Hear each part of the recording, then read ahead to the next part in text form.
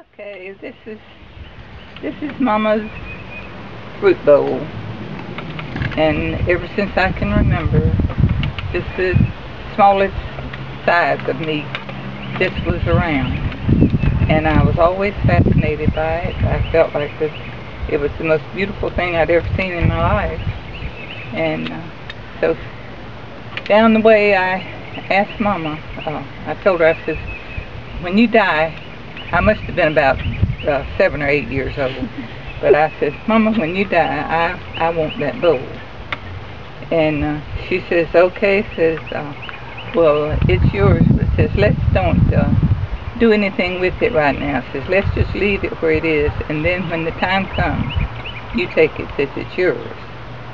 So I lived with the realization that I had something of Mama's that she wanted me to have too, and so I just wanted to keep it. So I have cherished this thing ever since I was just a little girl. And recently it was found in some of the stuff that Earl and Fanny had left, and Helen brought it to me, and needless to say, there was a few tears shed. Because I had thought that it had gone by the wayside and I'd never see it again.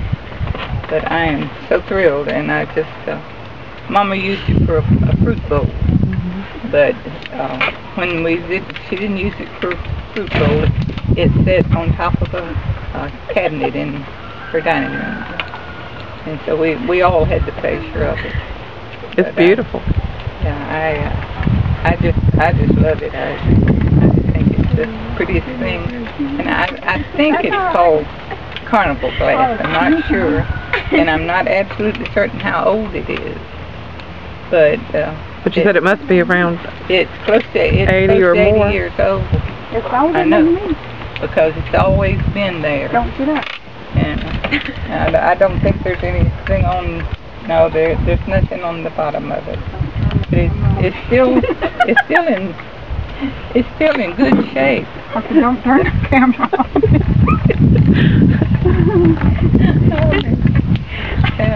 Easy is making us all laugh. She just climbed up on the porch. I thought that didn't want to be in the picture. Once you reach a certain age, it's time to stop climbing. What? Do you have any idea where it came from originally? No, I don't. But I was telling Jenny, I remember my earliest memories. I remember this bowl. Mm-hmm. Because it was... Me too. It's been in the family ever since I've been in the family. Mm-hmm. Well, I can see why a child, anybody would be fascinated with it. It's beautiful. It did fascinate me. And the colors and the design on it. There is one little place right here that has just a little nick in it. But I would the rest,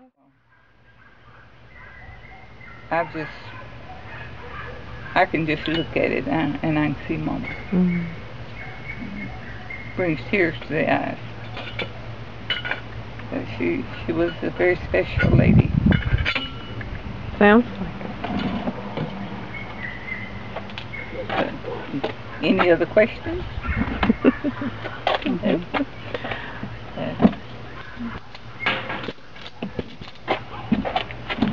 Can you get a good picture?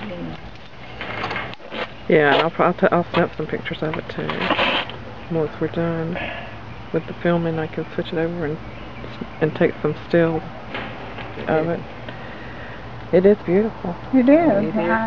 And you remember it too? Yeah, I remember it from the time I can remember. You know, but it was always there, and I was always fascinated by it because of the many different colors. Yeah. Mm-hmm. I think in the beginning that's really what fascinated me so about it. But the real fascination with me, in addition to it being, I think it's beautiful, but it belonged to Mama. Mm-hmm. Something that she's touched, but yes, she did, and she took such loving care of it. She was. That's the kind of lady she was. She took care of everything, whether it was this or whether it was us, you know. She just, she always took care of us. Did you know how she learned how to play the piano? Have you? She played by ear. By ear? Yeah. But we didn't know she could play until we moved into that house at the Rowan house. Yeah. Well, we had never heard her play. I mean, I didn't know she could play. Yeah, I knew she could play, but we didn't have a piano. She had a pretty voice. Yeah, and she could play harmonica. Really? And a juice harp. Oh man, she was good on it. But yeah, Mama was very musical. But she, one time when we lived at the old Rowan place, there was a piano there. And Mama would go in the middle of the night and just play the piano. No lights, you know, nothing. And this old colored man had a tobacco barn just down the road from the house. And so one night he had been down to check his barns, and he came out going home, and music was playing. And they always said that house was haunted. Yeah, they said it was the old Rowan haunted house. And, well, Ms. Rowan had died there. And so, you know, I think that the ghosts are around. But the next day or so, Annie Mae, the man's wife, asked Mama, says, Miss Goodwin says, were you playing the piano last night? And she says, yeah. She says, I knew it. Says, George came home and says he was white as a sheet. And he was. You know, when we lived in the Rowan place, there was a Presbyterian church not too far from it, Union Church. It still stands, and they still use it. And there were times that we could, you know, would walk to the church.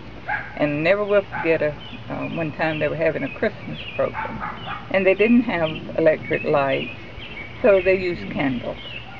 And so the program was going on, and all of a sudden the Christmas tree caught on fire, and nobody said anything. And so all of a sudden Mama said, "Excuse me, sir, but your Christmas tree's on fire." But if she hadn't said something, the whole church would have gone up in flames. But fortunately, they got it out. Nobody had said anything, but Mama wasn't going to let it burn. She was going to make sure. Oh, where was it?